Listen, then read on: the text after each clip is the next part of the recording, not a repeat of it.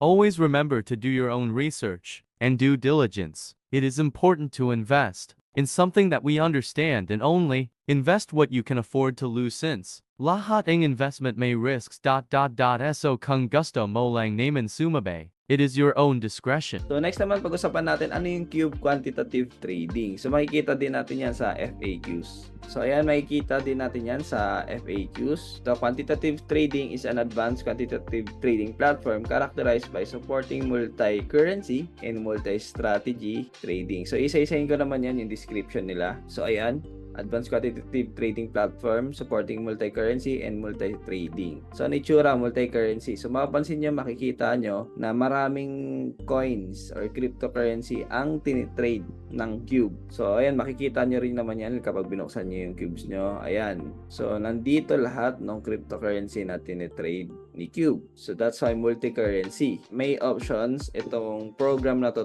trade or look for opportunities dito sa mga high cap or mataas na valued coins. So, ba ito? BTC, Bitcoin, nasa 1.4 billion. So, ayan, that's basically what it means sa multi-currency. Next is multi-strategy. So, ayan, makikita nyo. So, pag nag-trade kayo, meron yung strategy dito. Custom profit.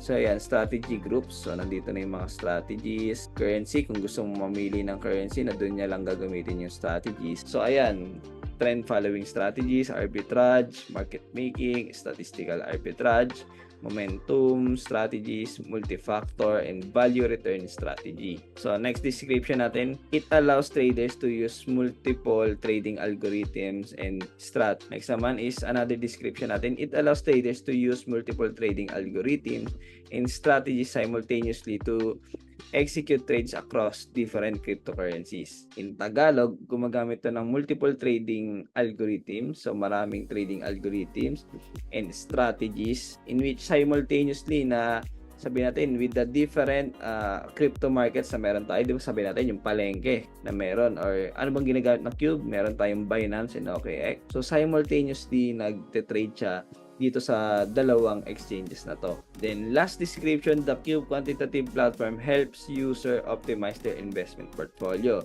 reduce risk, and increase potential returns. So ma-optimize mo yung investment portfolio mo because diversified, reduce risk because quantitative trading, and increase potential returns because of the opportunity or dami ng exchanges, dami ng currencies na pwedeng i-trade ni Cube.